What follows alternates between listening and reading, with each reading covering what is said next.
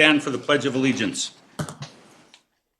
I pledge allegiance to the flag of the United States of America and to the republic for which it stands, one nation, under God, indivisible, with liberty and justice for all. Thank you. Okay. Roll call. Commissioner Barnes. Here. Commissioner Larson. Here. Commissioner West. Present. Commissioner Stoffren. I am here. And we also have our mayor, Mr. Swanson, and our city planner, Mr. Lake. Present. Okay, Commissioner Newland did send an email saying she would not be here, so we are not expecting her. Okay, B, approval of tonight's agenda. As of right now, I just have one addition. On the new business, the application interviews, we have an applicant that is not on there, Doug Rust.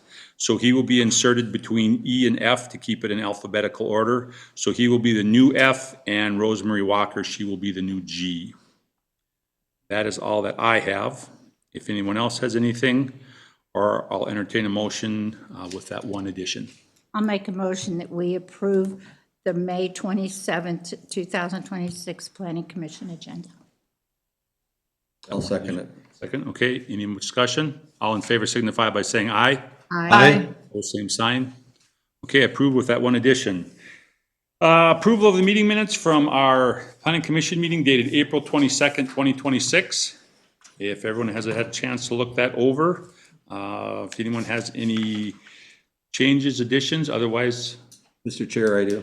Second page, halfway down, Commissioner Barnes' motion to approve a variance to allow construction of a single-family dwelling. I believe it was not a single-family dwelling, but a garage addition to an existing family dwelling. You are correct. So I recommend that change to add construction of a accompanying garage with living quarters above to the existing family dwelling. You have that, Kayla? Okay, do we have a second? I'll second. Okay.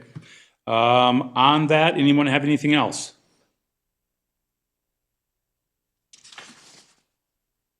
Okay, I'll entertain a motion to approve the meeting minutes from the April 22nd meeting with that one change. We do have your motion, we have your second. Any discussion? All in favor signify by saying aye. Aye. Both same sign. Okay, approved with that one change. Okay, D, that brings us to the public hearing portion of the meeting. We have nothing on the agenda for tonight. And that brings us to E. The bulk of tonight's meeting is our interviews with the applicants for the two open positions. How this will work is what we've done in the past, just to be fair to everybody. For the applicants, we ask all the applicants to please sit in the room back there. We do have chairs for you. We have a series of questions, 10 to 12 questions. We will ask everybody the same questions. We're going to ask you to please limit your answers to about a minute, just so we can keep the interview process to about an hour, 15 to an hour and a half. Once you are done, you are free to go. But if everyone just stay back there, just because in that way, when you hear the questions, it'll be for the first time. They're just basic questions, but we just been doing it the same way. We just want to continue doing it the same way to be fair to everybody. So at this time, Kayla, you have the back room prepared. Okay, everybody is here. If everybody could please go to the back room except for Sarah Bostock. She will be first.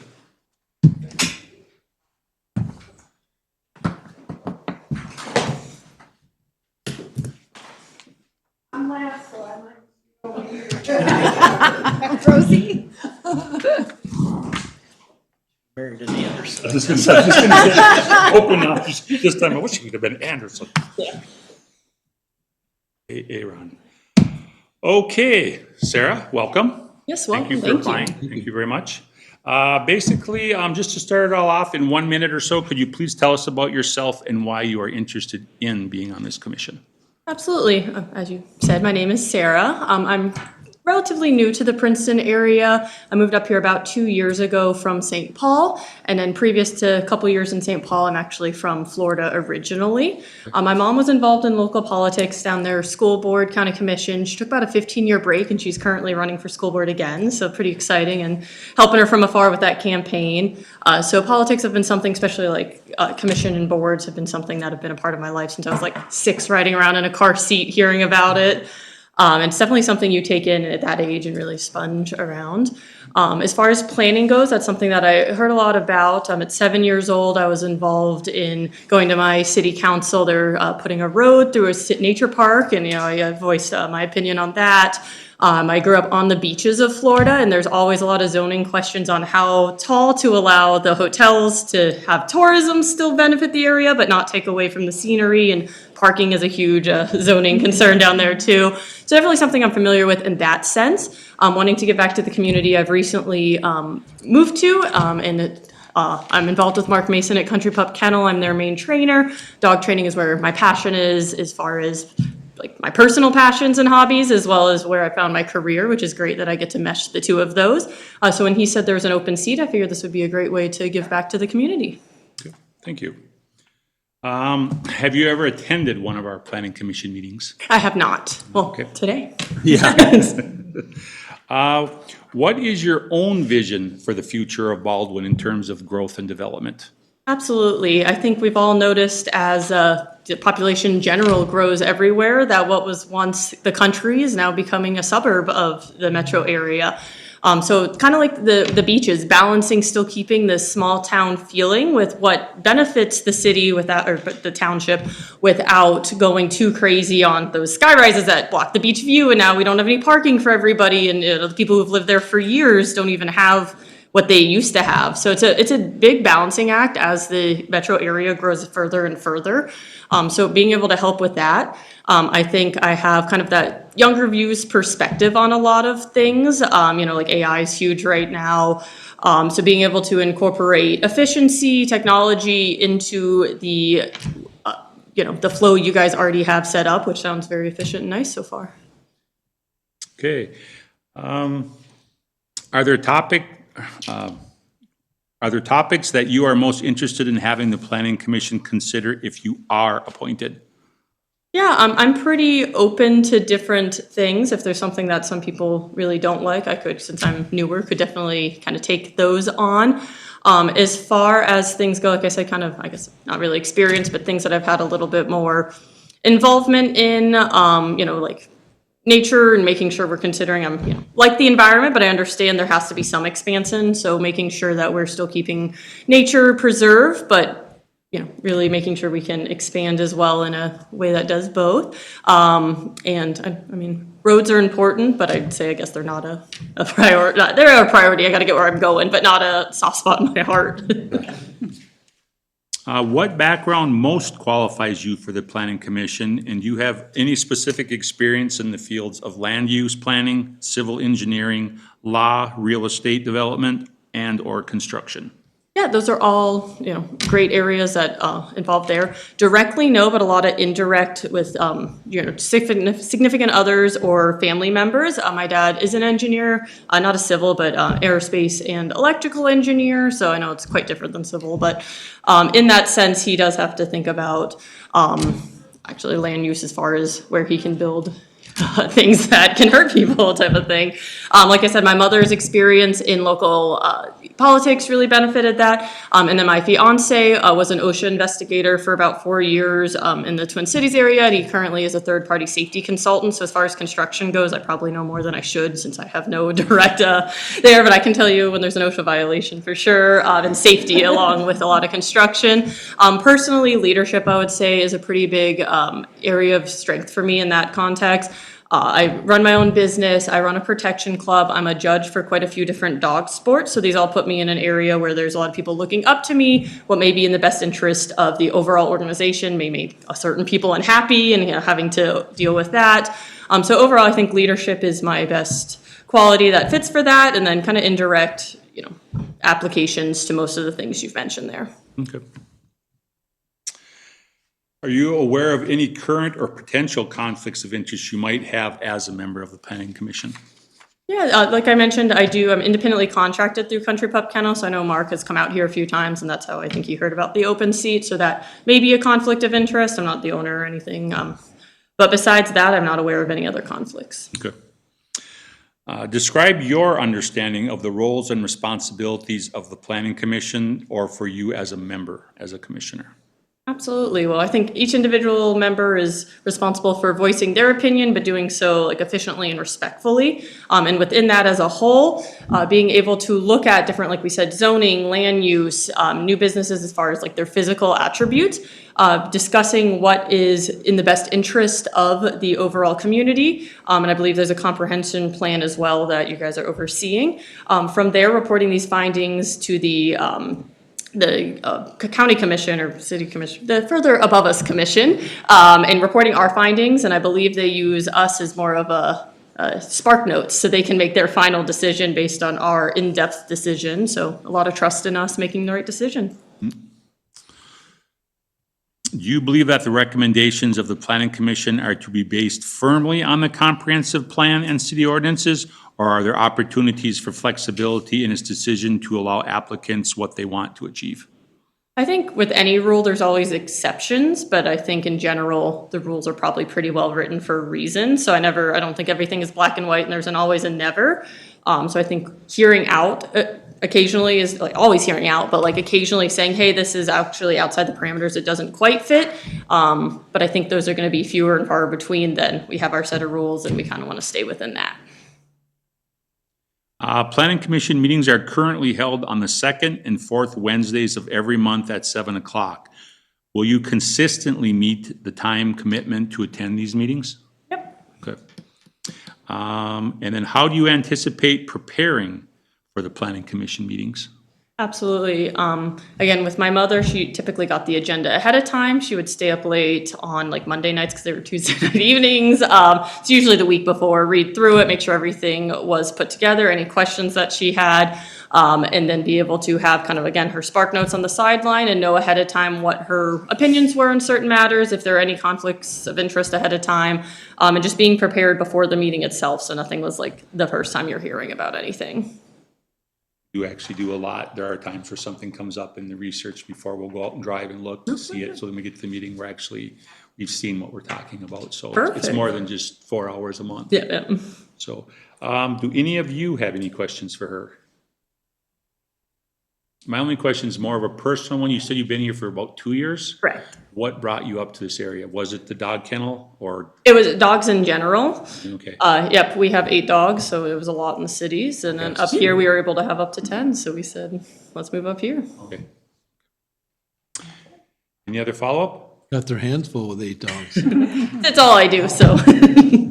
But Okay. it's a good fit. You don't feel like you're going anywhere anytime soon. Yep, absolutely. I really like it up here. It's nice. I live close to neighbors, but we have a nice tree line, so they're not right on top of us or anything. So we really love the space in the area. The mosquitoes can go, but everything else we really love being up here. And I've connected with, I run my own business and go to like people's homes and train, but I also connected with Country Pup, and that's been a really good fit. I've been independently contracted there for about a year, and business seems to be booming there as well. So kind of doubly doing well.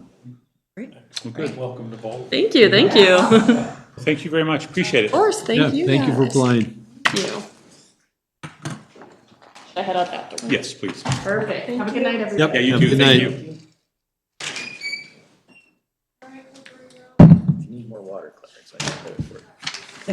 you. Sucking down water like, I was just at my special. Tell her to blame the mosquitoes on you. No, you should have her call Tom, and then he could get that guy that comes over and gets rid of them. Oh, gee.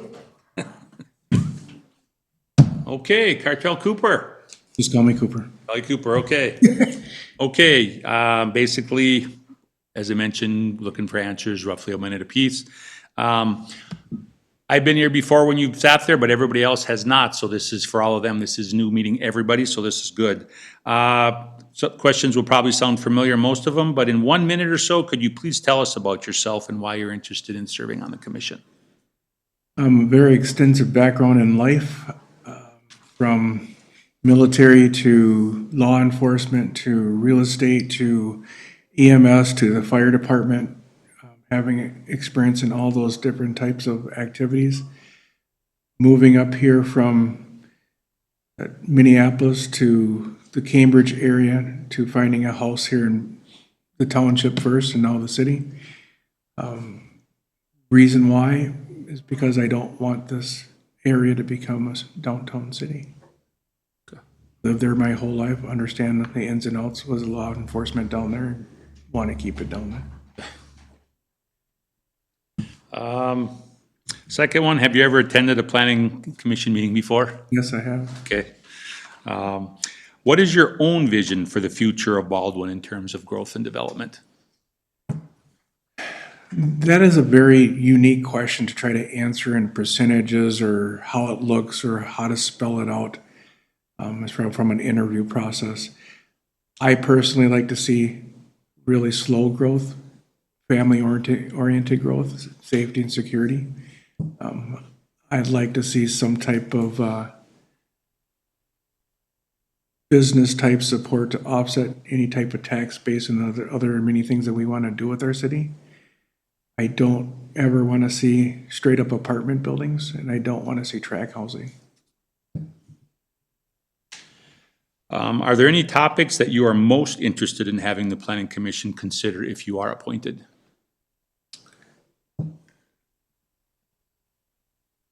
That's a long list of questions. Yeah. To try to answer in the same. You look at the Planning and Zoning Commission, that it's such a broad brush to try to answer that, and somebody, I apologize, I just can't give you a canned answer because I'd be lying. That's fine. You did pretty much answer this in number one, but just to be fair and read it to you, it says, what background most qualifies you as for the planning commission? And do you have any specific experience in the fields of land use planning, civil engineering, law, real estate development, and or construction? You did touch on a few of them, but what background you feel most qualifies you? The answer to that question is yes. If you go down to Blaine, I developed Cooper's Metals from the ground backwards. City sewer, city water, having it offset by business so it didn't cost the taxpayers in that area money, talking to every resident around the property from about a 5-mile radius, and I mean every individual, so that when the trucks came in, they didn't come in till 7:45, so nobody was disturbed in the morning and nobody was disturbed at night, going through the legwork of doing that. Having my real estate license for 10 years and knowing the ins and outs of how property management and sales and values and how to try to keep values up and try to make sure that our business stays the same or grows and without hurting the property values.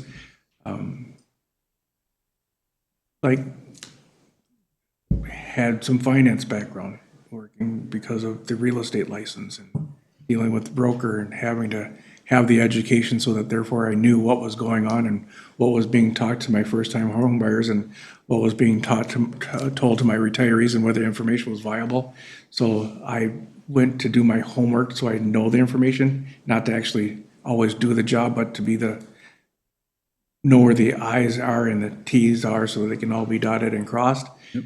So when it comes to this type of venue, I can't say anything about what I'm going to do or project to do until you're there because you don't know what you don't know. But when you don't know, you can say, I don't know, and then go investigate to learn to find out what the answer is. Are you aware of any current or potential conflicts of interest you might have as a member of the planning commission? My wife. Okay. I'll hit pause real quick so that's not on the record. You want to expand on that? I shouldn't have reacted either, sorry. I know.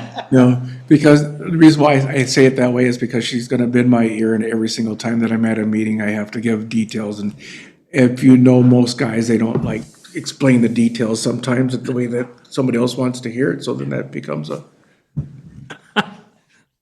Yep. they just want to know. So I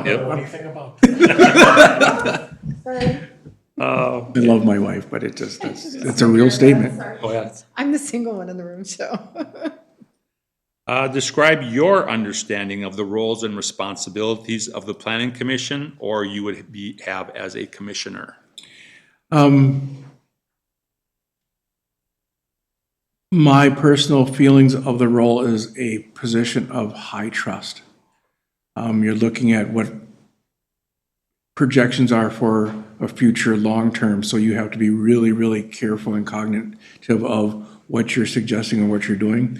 You're going to be out there and have the ear to the public, and you're going to have to be able to sift through the heat and be able to bring to the table good ideas and be able to work with whoever you're there with, because that's what it's all about. We're here to help represent the people, to do the best we possibly can for now and to plan so that things are good later, so you don't have issues like some towns that we have around where they shoot the dog in the foot and now they're cash poor because of decisions that were made.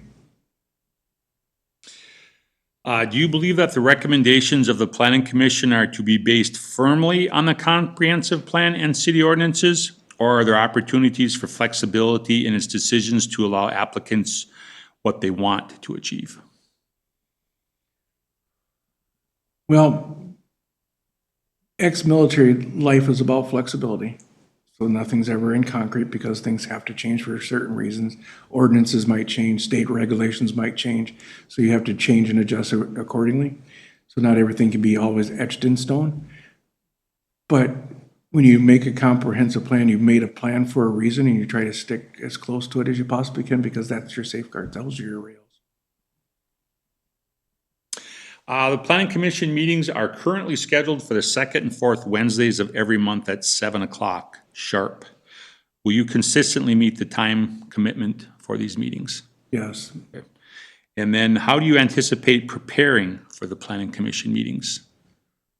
One, reading the materials that are available there. Two, interviewing everybody that's presently on the planning and learning, asking a ton of questions is how I usually prepare, and then doing research. I mean, I've done research on other planning and zoning organizations city-wise around, so I usually find out answers to the question by going to the library and doing research versus just winging it. Does anyone have any questions for Cooper? Okay, thank you very much, sir. I'm sorry. Number 11, if you have any other. No, I'm skipping that for everybody because when they say number one, that's basically saying, tell us about yourself again. Yep, okay. So I've just skipped that for everybody. So sorry, I didn't clarify that before, but, I noticed that. and then number 12 was just if anyone had any questions for the applicants, but everyone's good. Thank you for having me. Thank you for what you guys do and the time commitment that you Yeah, thank you very much. I still have half a jug. I'm good for 2 more applicants, probably 3. Look in the water tank, doesn't look very full. Sorry, Bruce, I didn't mention that because I just thought it was kind of basically redundant. 11 was tell it, what, you have any more comments? So it's just kind of like just to shave off 15 minutes of the process. Got it. Okay, Chad, last name? Garrett's. Garrett's, okay, just like it looks. Okay, Chad Garrett's. Okay, in 1 minute or so, please tell us about yourself and why you are interested in serving on the commission. Sure. Yeah, I grew up in Malacca. Went to college up at Bemidji State for business. I was dating a girl down in the cities here, actually from Malacca. She wasn't going to move up there. So she pulled me back down here, and about 10 years ago, we're married now. Have 3 little girls. Live just off the corner of 9 and 128th, just south of here. Lived there for about 5 years. Want to be or applied for the planning commission to get more involved in the community. I've been to quite a few township meetings, county board meetings related to developing land, conditional use permits, zoning ordinances. Isani, Mille Lacs, Benton, Hubbard, Beltrami counties. So now that I'm going to be here for a while, might as well get involved. Okay, perfect. Have you ever attended one of our planning commission meetings? Not a Baldwin, nope, not a Baldwin. What is your own vision of the future of Baldwin in terms of growth and development? Yeah, I think it's definitely going to grow for sure. I mean, especially with 169 opening up, Elk River already done, it's going to grow. But how do the residents want it to grow is pretty critical right now.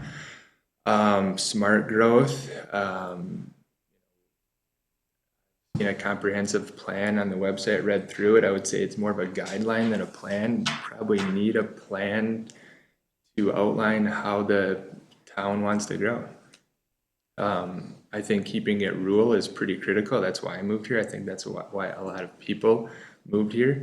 But at the same time, understanding people are gonna wanna sell their land, developers wanna come in, take advantage of this, and how can you play both sides, keep them happy, have smart growth, but keep the rural environment active. Are there topics that you are most interested in having the planning commission consider if you are appointed? I think, like I said, residential zoning is pretty critical. Besides that, not really. I guess hearing conditional use permit applications, pretty neutral voice in that. I don't have, a lot of experience with everyone here, so no, I think probably just residential zoning is most critical. Okay. What background do you have that most qualifies you for the planning commission? And do you have any specific experience in the fields of land use planning, civil engineering, law, real estate, development, and/or construction? Sure, yeah. So I've developed some land in Isani County. I've have short-term and long-term rentals in 4 different counties. So I understand the application process, zoning, development. I've been to many of these meetings, sitting here, showing, proving, or justifying why I want to submit a plat, have an easement. So I understand the process, the rules, and how the planning commission has to interpret the rules, enforce them, and also hear the public's input. So I think I have experience, and I think that'd be valuable. I think I'm pretty good at business. I have a master's in accounting. I have a degree in business management, so I've been in the business world. Good. Are you aware of any current or potential conflicts of interest that you might have as a member of the planning commission? Nope, I just live in Baldwin. That would be it. Describe your understanding of the roles and responsibilities of the planning commission and as you as a commissioner. Sure. So the planning commission, a planning commissioner should serve his jurisdiction by enforcing the comprehensive plan that has been set forth to allow smart growth in the area. So the planning commissioner should take their input on how it's written, and vote accordingly when permits or applicants proposals. Do you believe that the recommendations of the planning commission are to be based firmly on the comprehensive plan and the city ordinances, or are there opportunities for flexibility in its decisions to allow applicants what they want to achieve? That's funny, because that's what I've been saying the whole time. So yes, I think so, although I kind of, unless I missed the comprehensive plan I viewed on the website, I think it's a little outdated. So if someone would come forward with an application that really just made sense, I think I would have to take their side rather than the comprehensive plan. Although I would say the comprehensive plan for the most part is the law. That is the rule. That's what the commissioners are here to interpret and enforce. The planning commission meetings are currently scheduled on the 2nd and 4th Wednesdays of each month at 7 o'clock sharp. Will you consistently meet this time commitment to attend our meetings? Yeah, no issue. And how do you anticipate preparing for our planning commission meetings? That's a good question. I'm not sure what's available, but I believe like all the, like a conditional use permit, a plat, an application for a plat would be available prior to the meeting. So reviewing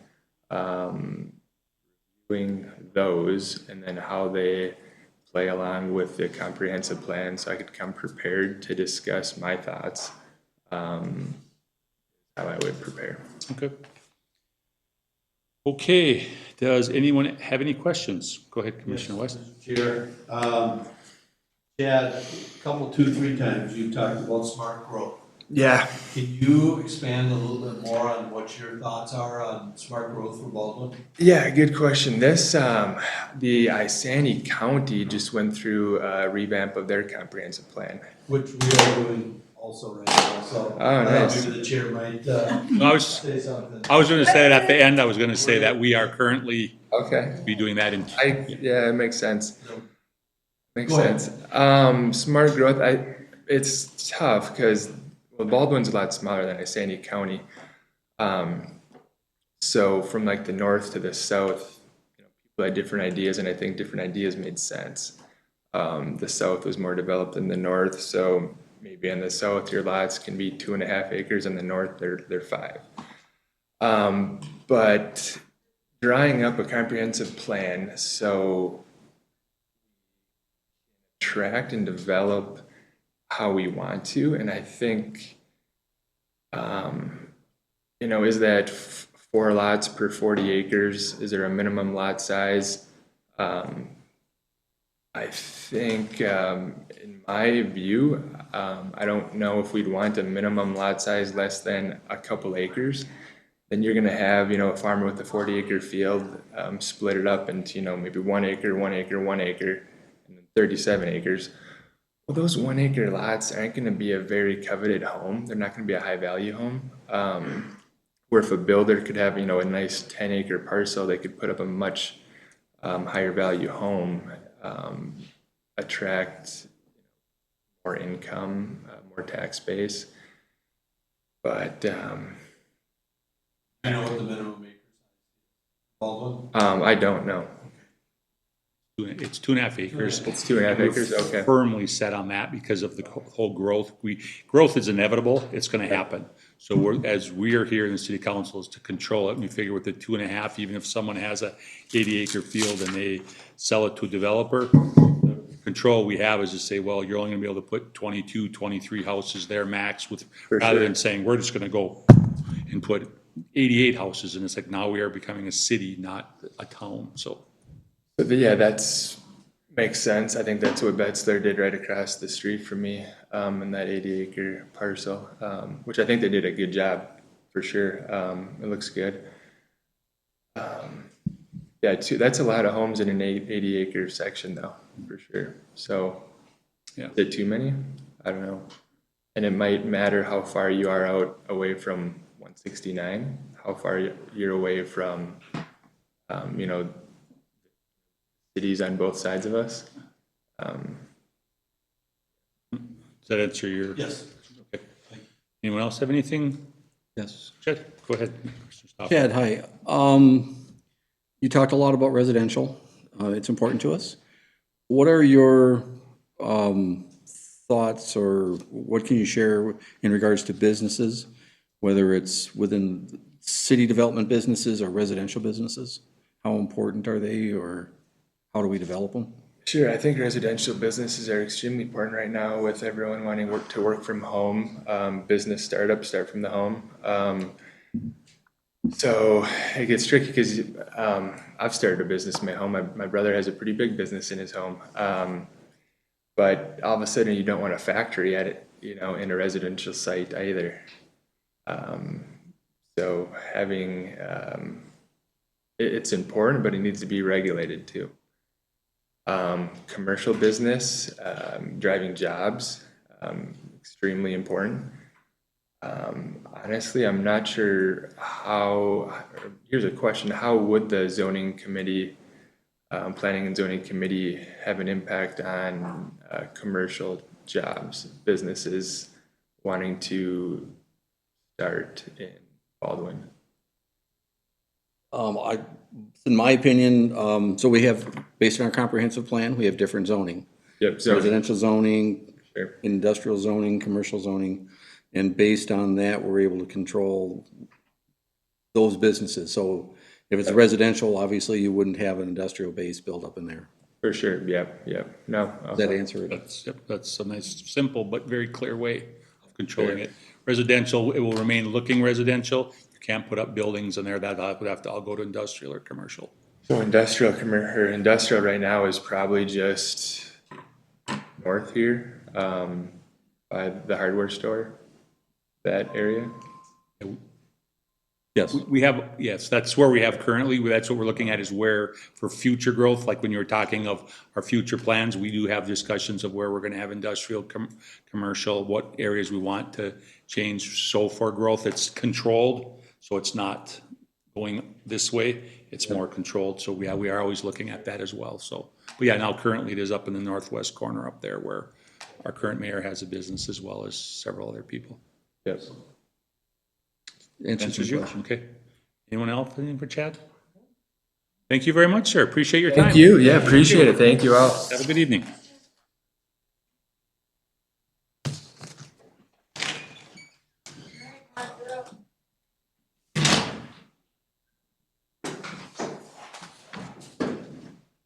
Thank you, Kayla. Hot back there. A little bit, it's kind of warm. Hello, Mark. Hi. Okay. As I stated, basically, we're looking for answers in roughly a minute or so. First one is, in a minute or so, could you please tell us about yourself and why you are interested in serving on the commission? So I grew up in Princeton. I've lived in the area for 50 years. I own two companies, a construction company and then Country Pup Kennel, the dog boarding business here in town. So I'm familiar with the area and want to kind of see how things proceed with our community now that it's a new city. Have you ever attended a planning commission meeting before? Yeah. I'm Several. even if I know the answer, I'm just reading them out to be fair, so. We have to be fair. We all recognize you, so. Okay, what is your own vision for the future of Baldwin in terms of growth and development? You know, I really don't have a personal vision. I just would rather not see, you know, there's a lot of rural people here and it's better to keep it that way than, you know, sell off a bunch of land and start a bunch of housing developments, things like that. Are there any topics that you are most interested in having the planning commission consider if you are appointed? No, not really anything specific. What background most qualifies you for the planning commission? And do you have any specific experience in the fields of land use planning, civil engineering, law, real estate, development, and/or construction? Being in the construction field for 30 years, I've dealt with a little bit of everything with the planning commissions in different areas and codes and requirements and setbacks, that type of thing, ordinances. Okay. So I've dealt with quite a bit of it. I'm not an expert in any of it, but. Are you aware of any current or potential conflicts of interest that you might have as a member of the planning commission? No. Describe your understanding of the roles and responsibilities of the planning commission and as you as a commissioner. As far as I'm aware, basically the planning commission is kind of the first step when you're going to build or do something new. The first step in getting through the process, right? Best way to answer that. That's fine. Do you believe that the recommendations of the planning commission are to be based firmly on the comprehensive plan and city ordinances? Or are there opportunities for flexibility in its decisions to allow applicants what they want to achieve? I think there's some flexibility, right? I mean, every plan can be changed. So I don't think it has to be set in stone, but, you know, making a good judgment call is always, as a group, better than doing it one certain way. Planning commission meetings are currently scheduled for the second and fourth Wednesdays of each month at 7 o'clock sharp. Will you consistently meet this time commitment to attend these meetings? Yeah. Okay. And lastly, how do you anticipate preparing for the planning commission meetings? You have to read through the upcoming meeting agenda and notes and be prepared.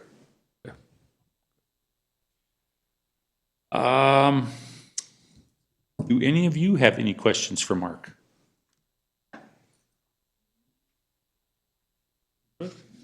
Thank you very much, sir. Appreciate it. Evening. Yes, you too.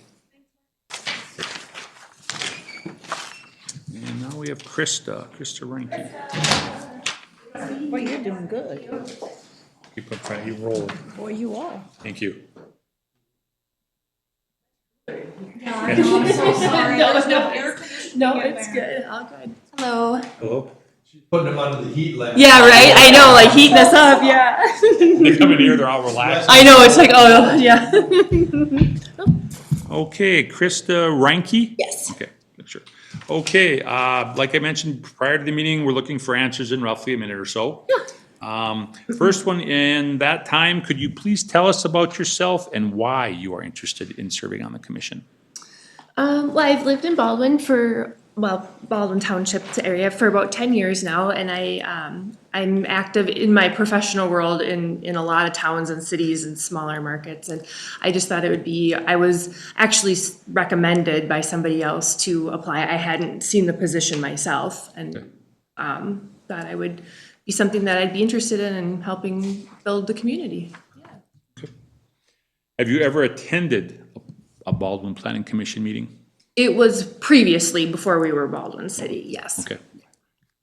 What is your own vision for the future of Baldwin in terms of growth and development? Well, whether it's a good thing or a bad thing, because listening to different conversations, even just sitting in the back room, I am a builder, and that is a good thing and also not a good thing when people decide to sell parcels of land. I am one of the ones who can potentially come in and subdivide and build houses, and that's currently happening across the street from where I live. I think growth is important, but I also think it's very important that you are also establishing like a lot size minimum, so it's not mass. It's people still coming to the community and moving to the community, but it's not hundreds and hundreds of houses at one time, and I think that's important. I would definitely continue to support that. I think it's important for growth, but I don't think growth at a super high rate and speed is good either, even though that is the business I am in. Yeah. Are there topics that you are most interested in having the Planning Commission consider if you are appointed?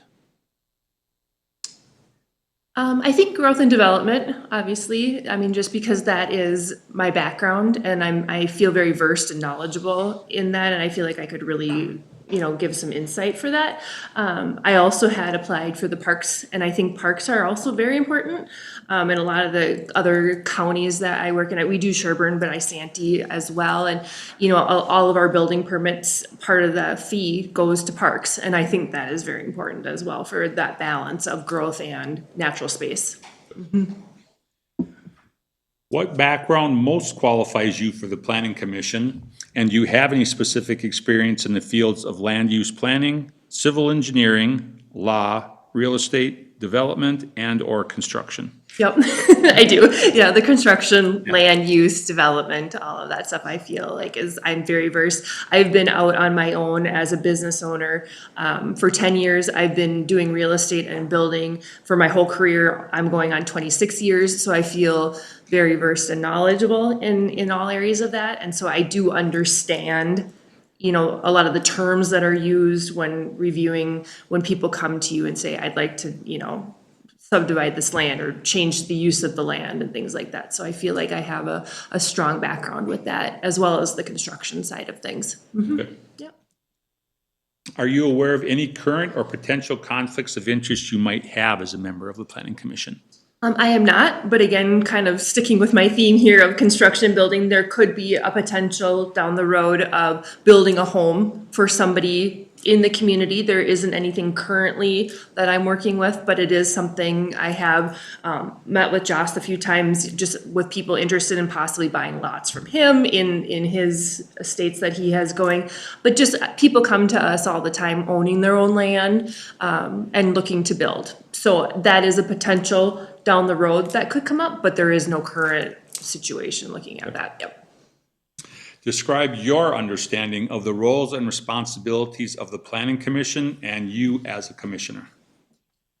I think it's, the community comes to you with a proposal of some sort of business or home or change of something, and just listening to their side and what they're wanting to do and how that will benefit the community, and then looking at maybe what else is in the community that could benefit from that as well, not just them, but a community as a whole, I think is important. Do you believe that the recommendations of the Planning Commission are to be based firmly on the comprehensive plan and the city ordinances, or are there opportunities for flexibility in its decisions to allow applicants what they want to achieve? I actually, that's kind of a tricky one for me because I see both sides. I see very black and white, and I see that rules and laws are written for a reason, and we need to follow them. But I also feel there are certain circumstances where maybe that gray area can be looked at, and if it makes sense, and as a whole, the community agrees, I think that you can, adjust to that. But the rules and laws are there for a reason, and I think it's important that we all read those and follow them. But I also do believe in thinking outside the box sometimes, if it makes sense. Yep. The Planning Commission meetings are currently scheduled for the second and fourth Wednesdays of each month at 7 o'clock sharp. Will you consistently meet this time commitment to attend our meetings? Okay. And lastly, how do you anticipate preparing for our Planning Commission meetings? Well, to be honest, I don't know because I have not been on a planning commission before. So I would look to you as the Planning Commission Board current members for guidance in that. And then I just feel with experience, I would learn how to prepare. Because honestly, I don't know the behind the scenes of it right now. And I would look to all of you for guidance on that. Yeah, to be honest. Currently, what we get is when Kayla sends the schedule out to us, if there are things that we look at, we will actually either take the time to either drive out there or look into it. So it's much more than just 4 hours a month. Sure, for sure. involved, so. Yep, and I have in Isanti County have worked with the county and the commission and stuff for land development, and so I know that there is a lot more that goes on behind the scenes and site visits and things like that. So I am aware of other commitments prior to other than just sitting here 2 nights a month. Yeah, yep. Do any of you have any questions for Krista? Go ahead, Commissioner. Chair, Krista, just to clarify in my mind, Yeah. you are a home builder broker now, and Yep. we can't look at the crystal ball down the road, but are you thinking about or being a land developer or development of land in Baldwin, or are you simply trying to keep your niche in building and the broker side? I have a partner and we in the last couple of years have focused on buying a chunk of land, a farm. Generally, that is no longer farm. Nobody in the family wants it, which comes with some of its own obstacles. Buying it and then dividing it, and we have really enjoyed that. It's been a really good experience doing that, and I feel like we really look at the best use of that land. And like I said, we're not looking at multiple high density. We're looking at with the 3 to 5 acres, 10 to 15, depending on how best the land fits. So I do really enjoy that. Building the homes and brokering pays the bills. It does. The land development is fun. It really is. It's been a really good experience learning a lot of how that all works. So to this potentially, point, you've done that in other counties? yes. In other cities, let's say. rather Yep, than Isanti County Isanti, specifically. okay. Yep. Yep. And so within that would be, primarily Springville Township, Dalbo, Cambridge Township, those areas. So we work with both the townships and the county on that kind of thing. So yeah, it's been very enjoyable. So I will say yes, if there ever was an opportunity in Baldwin, we would certainly look at it if it made sense. I was to say on a similar note though, I know you said you've lived here about 10 years. But you're doing a lot of work in another county. Do you see yourself firmly staying here, or is there potential you would be drawn to something, another opportunity in another county, or do you see yourself No, definitely staying here. And that's kind of just the timing of it. We actually did, and part of the last time I was at a commission meeting, we were building in Nordwall. And so we were a part of the Nordwall situation. And so we have built in Elk River. I mean, we've done quite a bit in Sherburne County. We did one last year in other side of Princeton. It's just where the opportunity has been. But where I live, I mean, I've put up a pole building. I'm currently finishing my basement. I mean, my husband, we're here. We're part of the community, and we're not going physically leaving. We're going to stay here. Yeah. Yep. Anyone else have any questions? Yes. As a builder developer, how would you, if something comes up that you're involved with, how would you deal with that as far, to keep there from being a conflict of interest? How would you?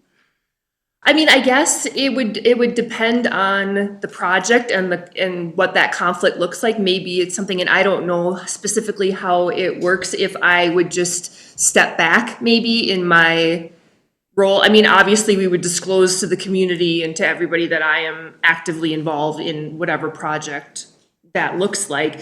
And I guess kind of look to you guys for how you would like to see my role. Obviously, if it's a project I'm involved in and I want passed, I'm going to present to you, what I want to do. But ultimately, it's a vote. I mean, right? I mean, you guys, the community decides, you guys decide. And if that's not passed, then, I mean, I'm a community member as well. That's just what happens, I mean, it kind of is what it is at that point, but I would understand that maybe my role in deciding things, I would have to step back a little bit and let you guys, and then, I mean, obviously be very open with what exactly that project looked like and how it meets the community's needs, as well as, the rules, laws, regulations, all that stuff. So I guess it would be very specific, Is that okay? Okay. I only have just one question, or maybe a point of clarification. On your application, in your civic and community duties, you said this would be your first civic role. Yep. It said when you were in Minnetonka, you volunteered with the parks to maintain the park gardens in the summer months, which was very nice. On your actual application, the front page, you said, if you're interested in more than one, indicate by order of preference which commission or committee you're most interested in. 1 was parks and 2 was planning. So you have a great desire to be involved with parks as well, or would you? I do. And Kayla and I kind of spoke about it a little bit on the phone when we connected, that I am interested in parks as well. So it was kind of a 1-1, but I had to, pick. So I am interested in both, yes. Okay. Mm-hmm. Anyone else have any questions for Krista? Oh, go ahead. Just one clarification, maybe.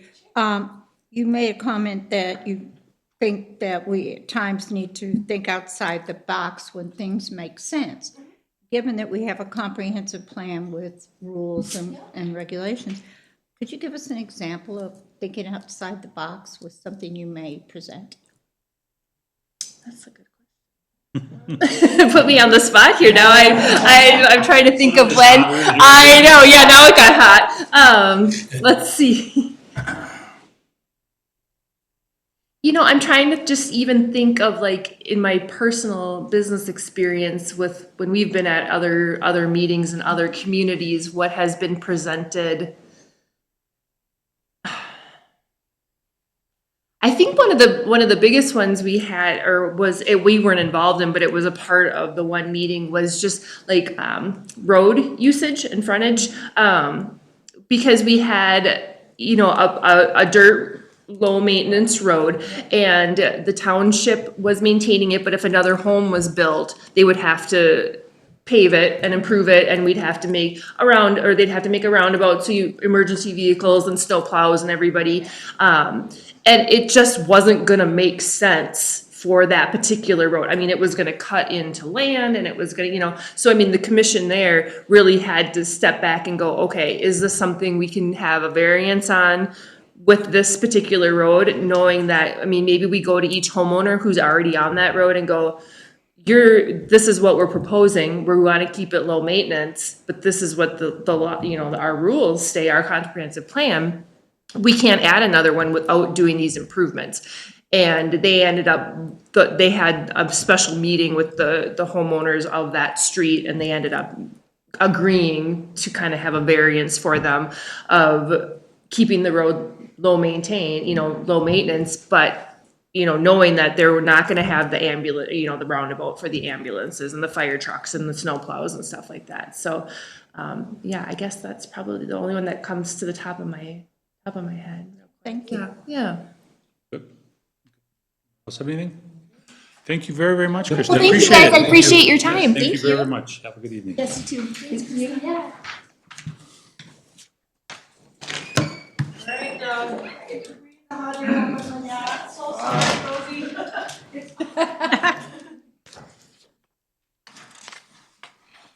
Get to come into the air conditioning. Oh, it's all good. Been all mowing lawn all afternoon. Heat's good. Okay, Doug Rust. And as I mentioned prior to the process, that we're looking for answers in roughly a minute or so, just to keep this moving along. Question one, in a minute or so, please tell us about yourself and why you're interested in serving on the commission. Born and raised Princeton, Minnesota. Lived in Thousand Oaks, California as a child for a little bit. Junior year of high school, moved to Arkansas. That was short-lived. My parents were tired of winter. Many of you probably knew my dad, John Rust, a businessman in here in town most of his life. And I think I lasted that summer and my first semester of my senior year, and I just moved back home on my own, finished high school here, and eventually my parents came back. My dad and I have built multiple properties in Princeton and businesses over the years. And I love, this is where home is where the heart is. But why am I here? Born and raised here. I know these people, and it's going to be a challenge. It's a little bit of blending. There's a lot of new people here, people from Elk River, people from the metro, people from all over moving to our area. And how do we blend these people? So there's a lot of different values. How do we make it all work? And I just want to be part of the process. Have you ever attended a Baldwin Planning Commission meeting? Yes, I have a few of them. What is your own vision for the future of Baldwin in terms of growth and development? I would like to see Baldwin stay, per se, country, grow, but I don't want to see it chopped up in little 1 acre lots. I can see, we do need to grow as a township and a city. We need dining. There's a lot of things that can happen in this area, and there's still a lot of development. We can't forget about the farmer, the homesteads, the country sites, and protecting what we do have. That's really important. I've traveled extensively. I've been all over the world, but I've seen other cities all over the United States too, where it's like, wow. I did a 6-year stint in the automotive industry. So I was in and out of Sanford, Florida, in and out of Pocatello, Idaho, of all places, small town in America. And I got to see how California just started wrecking it. Everybody from California is moving in, and they had their values, and Idaho had their values. And it was really tough. We need to be open to everything. It's going to be a challenge. Are there any topics that you are most interested in having the Planning Commission consider if you are appointed? Iterate on that a little bit more. Explain. Just basically, if there's anything that you have, I know you mentioned, you almost answered this in the previous question about the growth, keeping it rural, but yet growth is inevitable, as we all know.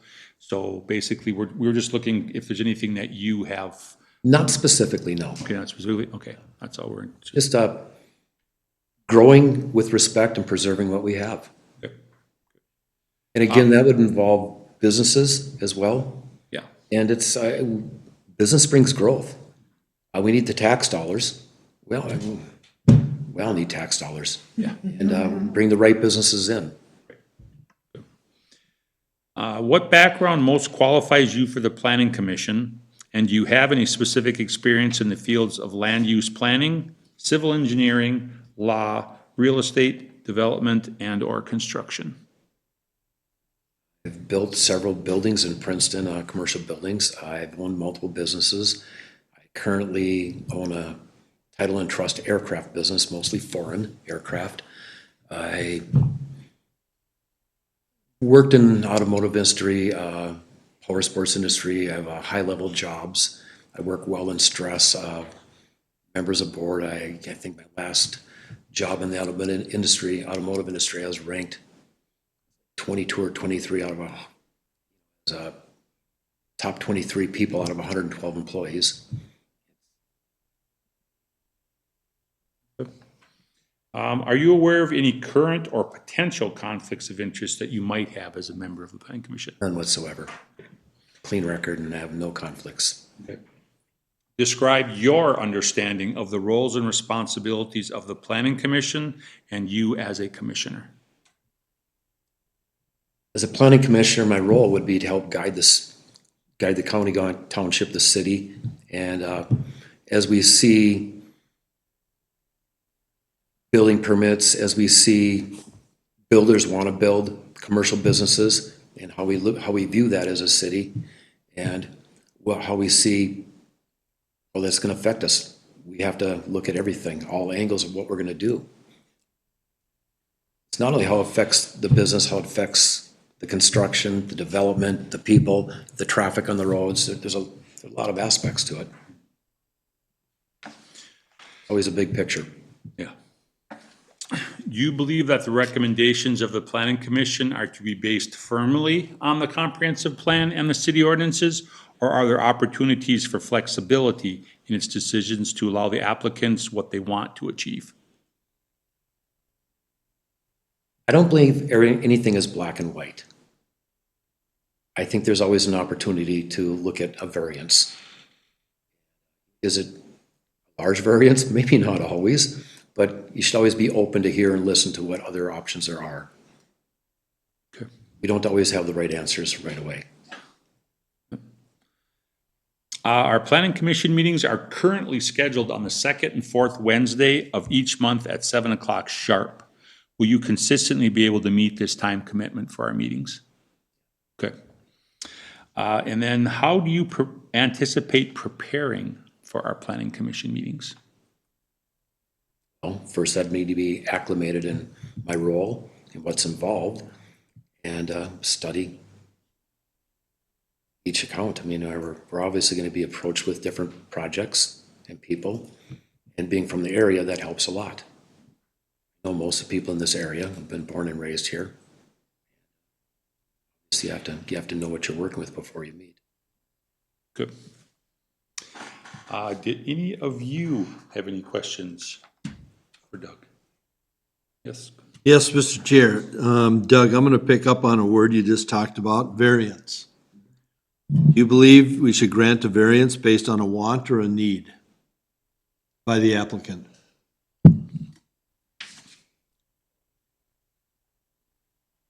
Want and need are two pretty unique things. Mm-hmm.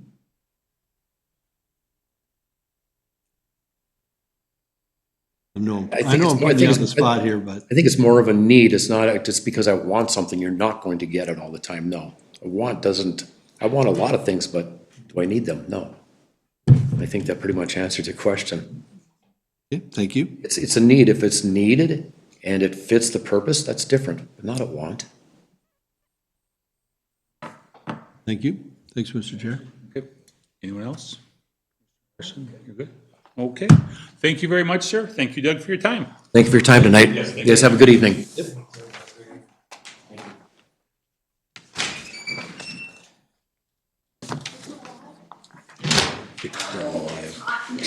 Are you still alive? My legs aren't working.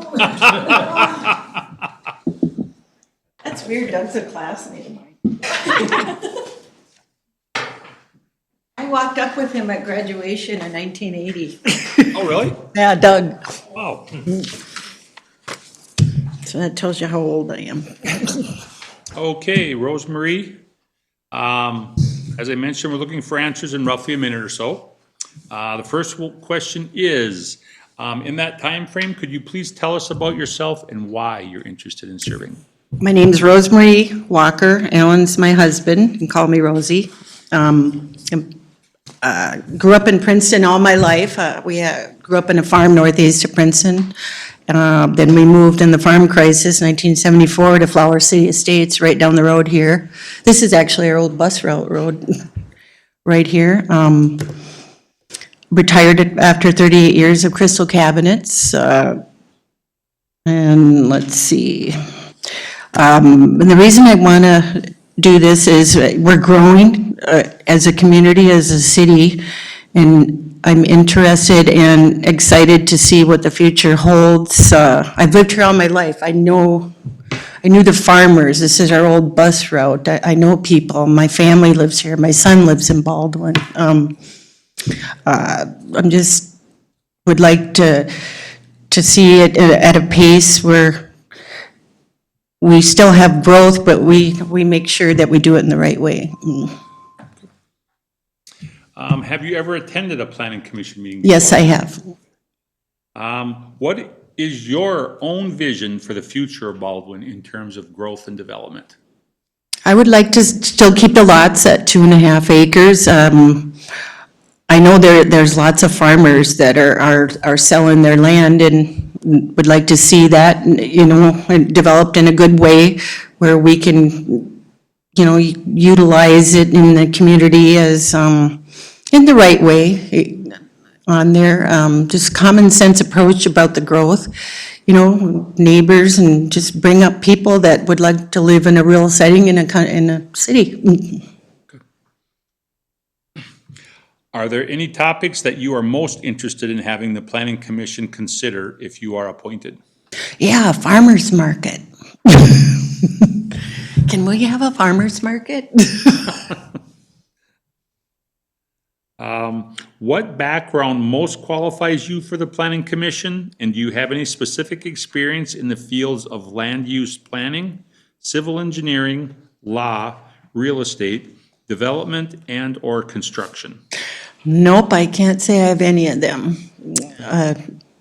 I just I'm retired and I care what happens to the community, which I did ask if we needed that experience and they said no. So, you know, I just would like to, I mean, you can do research, I can research, you know, in common sense.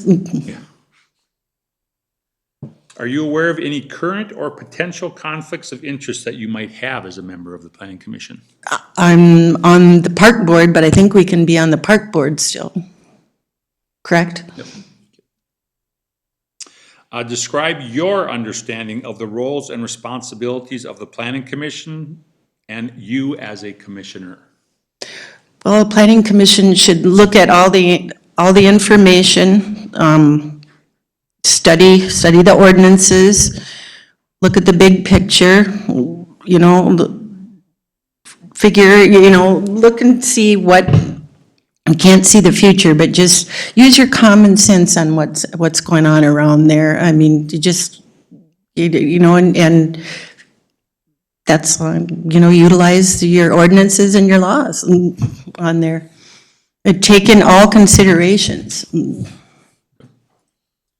Do you believe the recommendations of the planning commission are to be based firmly on the comprehensive plan and city ordinances, or are there opportunities for flexibility in its decisions to allow the applicants what they want to achieve?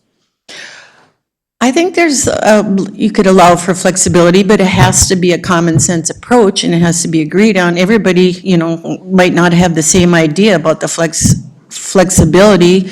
You know, that's why you have discussion, you know, you talk it out. Everybody's different in their thoughts, but if you have an ordinance in, you know, and tweak it or flexibility, you know, is it a win-win for both of them? Is it, or just, you know, you want a win-win for you know, both parties on there. The planning commission meetings are currently scheduled on the second and fourth Wednesdays of each month at 7 o'clock sharp. Will you consistently meet this time commitment to attend our meetings? Yes. And how do you anticipate preparing for our planning commission meetings? I believe you have stuff to research and you just read it and take notes and research it. Or you can go, I know with Alan, we're from this area. We know the roads, we drive around the community. Yeah, we On there, we know, and lived here all my life, I know the area. Yeah, we currently get approximately the week before from Kayla. She gives us. Yeah, she sends something something out in the email and then you read it, And yes. Just because this is much more than just 4-hour commitment, just the 2 meetings, it's much more. Right, I seen the ordinance package. That's a lot of reading. Do any of you have any questions for Rosie? No, I believe I know everybody. Mary, Teresa, Scott Schmidt. How's Scott doing? He moved back to Florida. Oh, he did? Yeah. Wow. I know Ed, I forgot I was election judge too. Okay. Mr. Anyone Chair, have- Yes.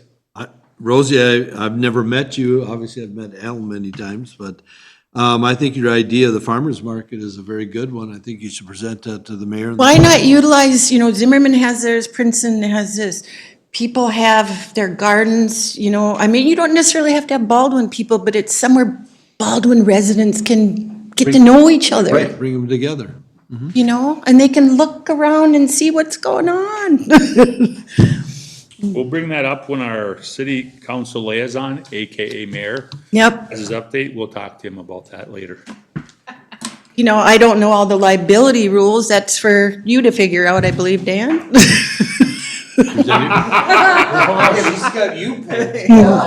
If there's anybody that can, it's Dan. No, that's No. a lawyer, not me. But, if we're attracting people up here, have stuff for them to do, not go those ways, let's bring it here. Have it on a night that's not baseball night at Young Park.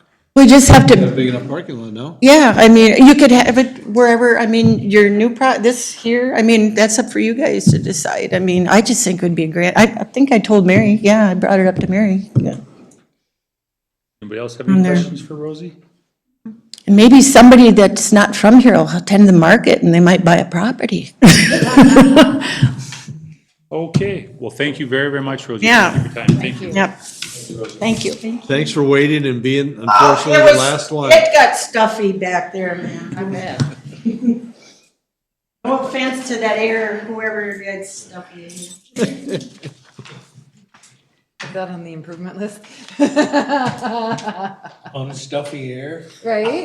it's not in the Like elevation. ready to go? Okay. Anything what it looks, it's.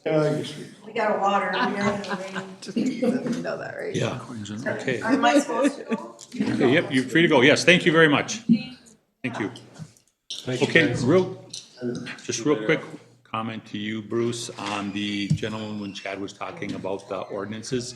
He says he had read the ordinances. I just kind of was letting him go on, because also I thought when he's bringing up things too, it's like, in case it's something completely out of the box where it would spur it, but that was very good. So, if you want right now, since we're hot right off the press, if you want to discuss them, if you even want to get to the point where we take a vote, that would be great. As Dan mentioned, if we have two applicants tonight, we can forward it to the city council for their approval.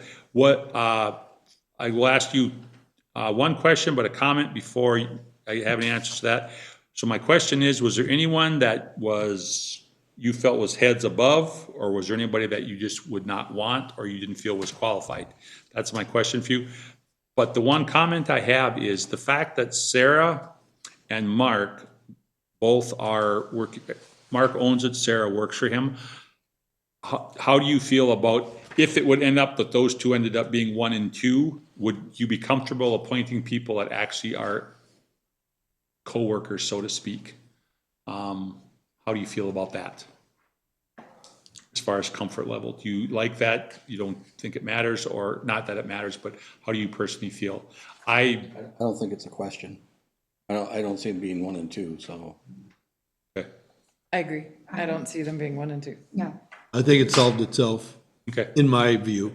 I think it would, I would. I just didn't want it to be where they were 1 and 2, or where it's like 1, 2, and 3. It's like, ooh, we got 3, we have to choose 2. Then at that point, bring it up and say, well, that's what outed them. If ahead of time you said nada. So, okay, however we want to do this from everybody, do you have anybody that you feel was strong and you would just figure that person is a strong one? Sarah was my number 1 pick.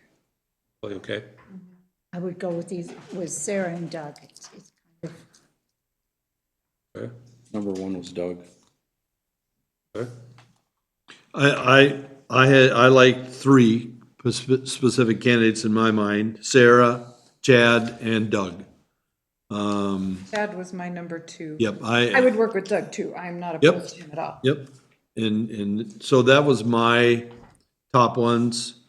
And I would rank them: Sarah, Chad, and then Doug, but, I mean, they're so close between the three. You know, I like Doug's variety of life. He's had quite a variety in his life, where he's had many different aspects come to him. You could obviously tell he's a leadership person, no doubt about it. I like his variety, and I like the fact he's a businessman. He can bring that perspective to us. Yep. And he's a lifelong resident, so he isn't going anywhere. Yep. Chad was my number one. I don't know what it was about him. I just liked him. He was not a strong one, not where he was one and everybody else was below him. Both Doug and Cooper had a real wide background of things that they had.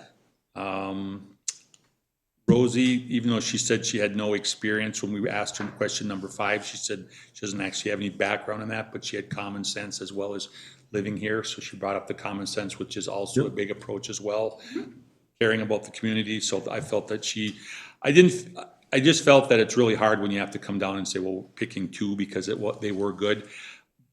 Just myself, I don't know about Doug. I'm not real comfortable with him, just because of,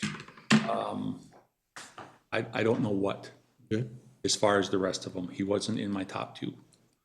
I like Sarah. I did like Krista, but Krista, on her thing, when she put 1 and 2, she's they're both 1 and 1. But the fact that she was interested in parks, not that she should be on parks instead of this, but the fact she was interested in parks, and she put that down as 1, and she put this down as 2.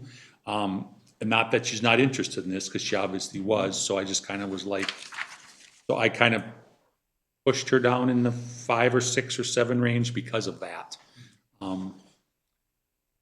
I agree with you. I liked Krista. My hesitation there is I do think there's a higher potential for conflict. And then where does that leave us? If we had only 1 or 2 to choose from, I could see us working around it, but we have 7 to choose Exactly. from. So to me, that bumped her down. I liked her. I would work with any of the 7. Right. I don't necessarily have any objections to any of them. Yeah. I have some that stood out for me, but I will gladly work with any of them. Mr. Chair? Yes. I completely agree with Commissioner Barnes. I mean, first of all, I want to say thank you publicly to all 7 who applied. I mean, for a while there, we had 2. Then we got to 3 and 4, and now 7. When I saw the last one come in, I thought, wow, this is great.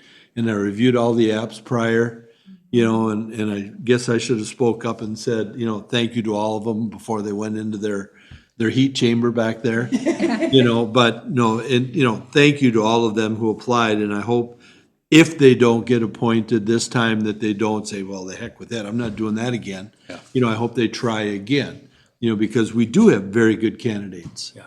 You know? I agree. I think we got lucky. Yeah, oh, for sure. I mean, to have the opportunity to look at, you know, and Rosie, I mean, you know, Rosie should, you know, is in that mix too, but somebody has to come to the top, you know, and, you know, and so, you know, and I applaud her for serving on the park board also, you know, but, you know, so thank you to all of them who applied, but, you know, if we have openings in the future, maybe someone will try again.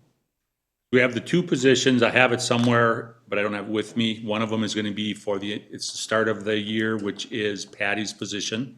So they would be appointed and have an expire in 29. And the other one would expire in 28, and they would be filling Abby's. Okay.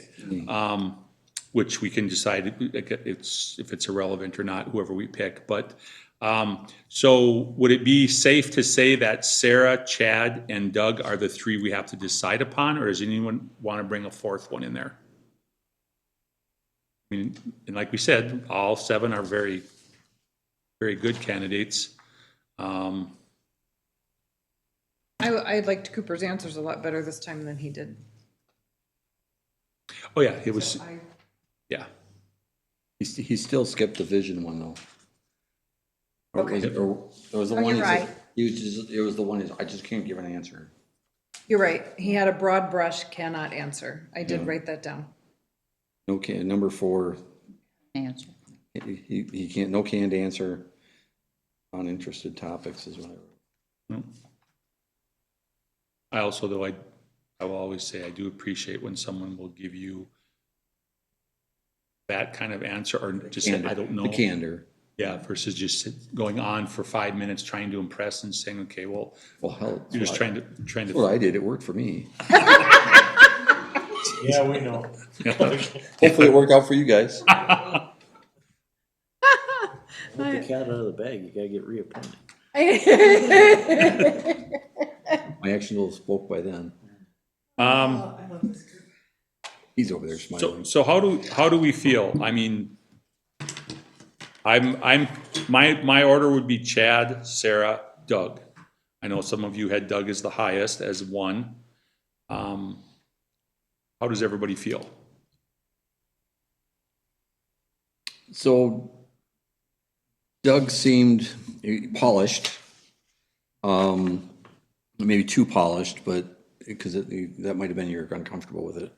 But I mean, he has the experience in the properties and businesses.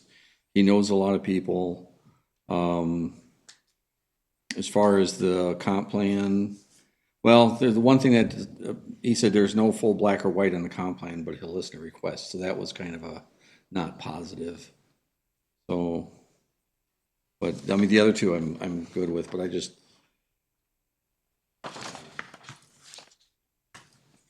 for understanding of, I mean, he's been in the community a long time. I'm sure, you know, Jay may know him, or you may know him, based on some of the things he's done. So I don't have that knowledge. So I was impressed, not knowing anything about him, I was impressed by the interview.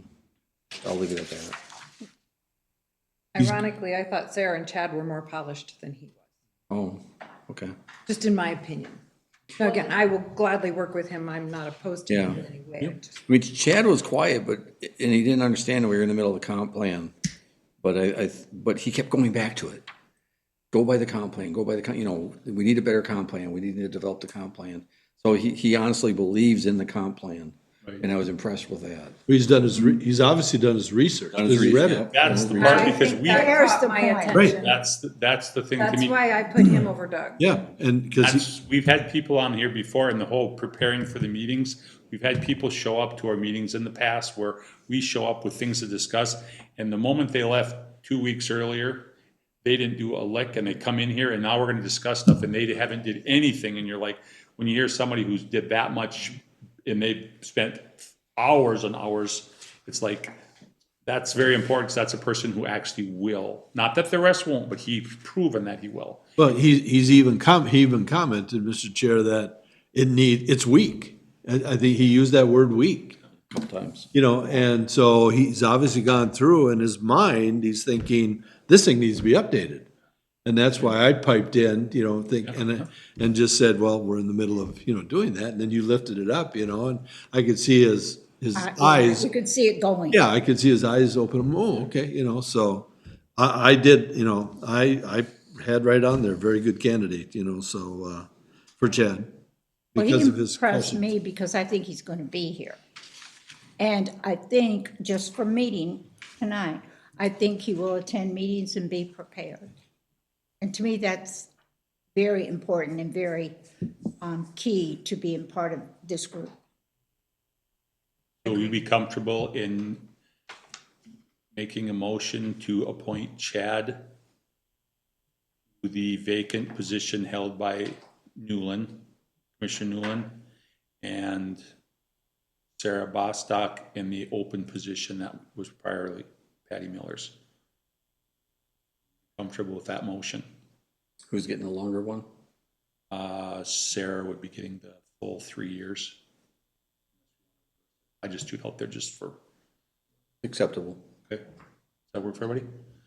Okay, I'll make a motion to appoint Chad Garretts in the position that was currently held, or previously held by Commissioner Newland.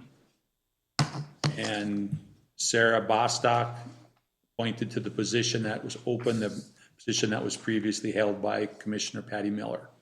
Do we have a second? A second. More discussion?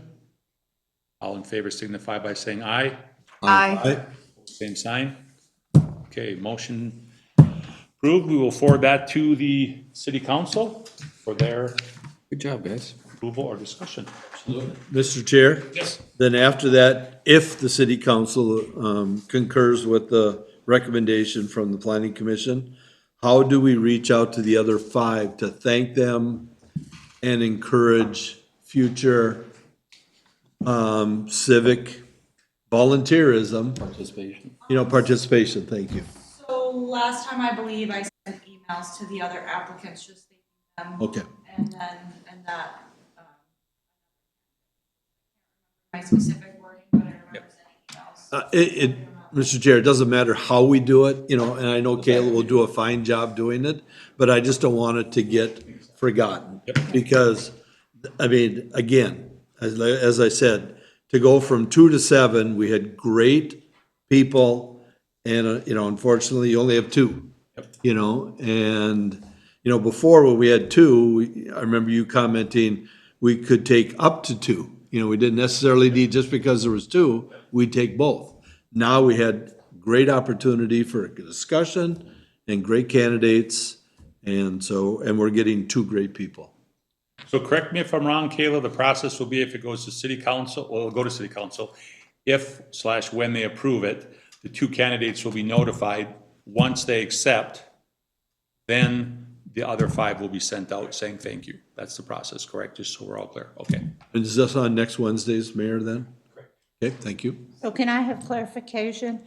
Given the fact that Krista Reinke put down Park Committee as number 1, given Kayla and I talk all the time, after she sends out the thank you letters, after city council approves these, can I reach out to her as being part of the Park Committee? I would strongly encourage it. Oh, absolutely. Thank you. No, I really want to. Yeah. Yeah, I know it's, Absolutely. Just to be clear, Mary, I did discuss that with her on the phone when I Okay. set up her interview. Yeah. Because as we're doing interviews for the planning commission, why she was being considered. Park. Yeah. So I figured you guys would want to see her. But she does know that she's still considered. Okay, that's all? And Mr. Chair, to be honest, I think Park Committee would be a better fit for her I think so. because she would not have to worry, in my view, at all about any conflict of interest. Agreed.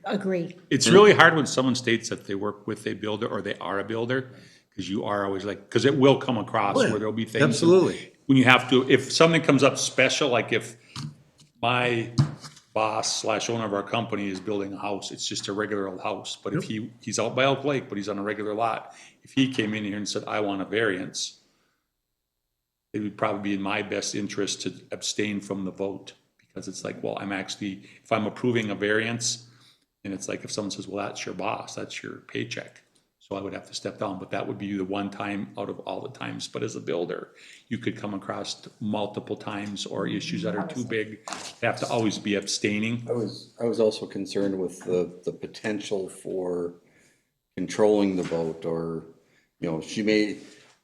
we may have another developer come in and trying to control the market, she would make a decision based on trying to control it.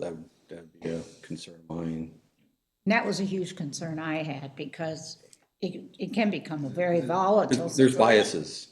As a builder, there's built-in biases, so it's kind of hard to say, yeah, I'm divorced from this.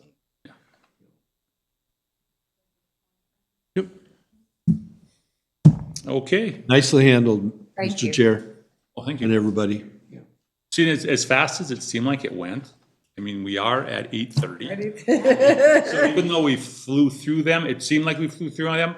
But this is also a good time at this time, over the next couple weeks, if you go through this and you see anything that we should alter or remove or maybe add, if there was something where like, it's something we brought up, maybe that out of the box, because that was a good question for her when you put her on the spot, and it was like, I didn't mean to do that, but I needed No, no. clarification. Right, yeah. I think that helped clarify for some. Yeah. I I liked needed it. it. But I like that opportunity that specific ones, we each had Yep, ones for certain people. Yeah. I thought it went very, very well. yeah. I think that's almost the most important one, is number 12, is the follow-up questions, because we all hear the same thing, but what we hear or take or what we just, something, that little something we want to know, it's nice to have that open forum where we can ask them and get the answer we want. If they're approved with city council, their first meeting will be the first one in June? I just, when she answered, I thought, how do you get all those homeowners on one street to agree? That's a sorry. good question, because I've never been able to do it. I was gonna call my brother and say, did you ever get that lucky?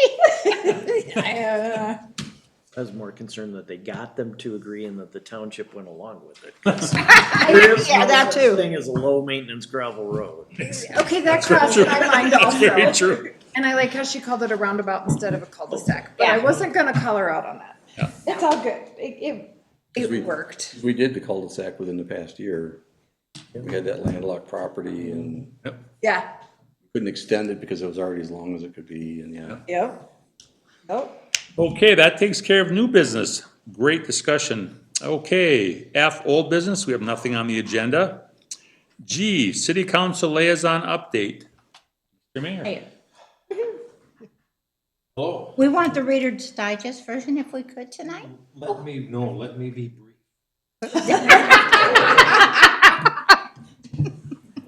One thing I was,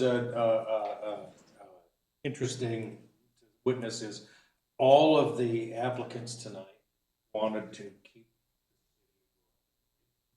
You know what I mean? They all understood that growth was coming. I think that's a broad conception. Everybody in the community understand growth is coming. They obviously didn't know and wouldn't probably know we have a 2.5. That, what we saw tonight is the very reason why we're doing it. Brad? You know what I mean? The road project you see over here, that's 300. That's well on its way. If people are asking you about that, that should be done. They're hoping by the end of this week. Okay. So they'll have asphalt in it, and they might have some tidying up to do with blending driveways and things next week. Our fire department, our chief had resigned, if you will, whatever. He's graciously extended his resignation date when the fire department can have their first opportunity to hold an election. Got case? Yes. Anyway, and so he's done that, so we don't have a rudderless ship over there, that they'll hold our elections, their elections, and depending how the officers move around in the fire department. Obviously, if one seat is vacated because that person is elected chief, then obviously that empty seat now needs to hold an election as well, and that's all internally handled in the fire department. There has been some discussion on the council. It has been voted to continue with the elections at the fire department for the chief. What's happening now and what we're finding from our legal counsel and from the League of Minnesota Cities, does everybody know what that is, League of Minnesota Cities? Those are the people that are giving us our insurance, whatever. So as a group, League of Minnesota Cities and all the cities in the state of Minnesota are grouped together. Now we can self-insured, if you will, because you're not going to get farmers to ever insure. Anyway, so that's that. So their advice, legal advice is the days are gone. To just ratify, I'll use their words, the outcome of a popularity. And so there's certain criteria that the candidates for chief, in this case, whatever, are going to need to live up to, own and have and possess whatever to be elected to start with, so that helps. But what we're talking about, what I'm pushing for, what has been voted down by the council over long discussions, in fact, is that we actually have a different group of people, council members, 3 or 4 firefighters or something like that, as a committee, something like what you did to interview the people, whatnot, that you want to have in that, because gone are the days when it can just be, I'm just saying, the popularity contest, and we're gonna put all of our eggs in one basket with that person, whoever they are, you know what I mean? Da-da-da-da, moving forward to be the leader of our fire department. So that's ongoing discussions here at this point in time, but suffice it to say that an election will happen, we will have a new fire chief. I have now, I'm not sure how this happened, but so we're gonna do that. Why are you looking at me when you said that? Sounds like, yeah, I was gonna say, sounds like something to assign the park committee. There you go. There you go. You know what I mean? But I mean, the farmers, I love the idea, you know, I just happened, I didn't even know what was going on in Princeton at the time. But I had to run up to Napa for something, and of course, the parking lot's full and the farmers market. It's quite a deal. It brings a lot of people, whether it happens here, whether it happens out at the park or whatever it is. I've already had people who have been involved with the farmer's market in Princeton for years and years and years, who are Baldwin residents who said, you get it going, Mary, sign us up. Thanks. So I will bring that back to the council. And again, I want to thank Abby Newland, whatever, for time here. You know, the card, I did sign it. I've gone around to everybody to make sure that we, you know, acknowledge her because Wednesday nights for quite a while, and she was really nice. Other than that, if you have any questions for me. Boy, look at the time. The crane out there on the lumber, Mr. Lumber, the mess on 169. Jake's. Yeah, Jake has that big crane. Yeah. What is, you know what the deal is with that? I mean, just putting a crane out there, is he doing work? Is he, but the flag I love, I obviously being in the military, but he has that. He also now has signs out there, like, I didn't, tonight I saw one, it was Rum River Days or something. Yeah. He's advertising for Princeton. He's just putting signs in the road ditch or on his property. Does any of this have to go through us, or is he just doing whatever he wants? That's my question. The crane, well, first of all, I'm just gonna start by saying, whatever happens there, good, right, wrong, bad, or indifferent, I mean, complaint driven. So if it's not supposed to be happening, you know what I mean? We're not necessarily on a witch hunt. Because he has a crane, I love that flag hanging there, that was phenomenal. Yeah. I'm assuming if that crane is there and you bought that, he spent a pretty penny on that baby, because it looks pretty. I'm assuming that he's using that for part of his business, whatever. Not just there, it's gonna be portable out to do it. Haven't heard any other complaints or anything about it, at this point in time. And as far as like the signs would go, that would be in his yard, as long as they're not out in the road right away, which would be MnDOT, not the city anyway. Criteria. Beyond that, I'm gonna say ask Dan, because he's gonna be made whose problem it is. I was just wondering if anything that came through us or through you. No, I mean, to do that, if he was gonna put up a big sign that would get, you know, extravagant and over the square footage, yes, he would need to come. Temporary signs are different than permanent. If he's putting a sign up for the Rum River Festival, slide him for that.